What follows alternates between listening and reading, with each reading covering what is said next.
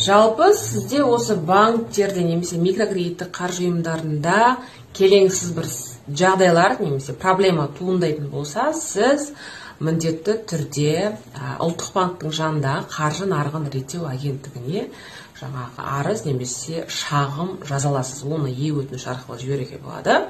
Жалпы бұл қаржы нарығын реттеу агенттігі банктер мен микрокредиттік қаржы ұйымдардың үстінен қарайтын орган, мемлекеттік орган. Және де бұлар оларға толыққанды шара қолдана алады.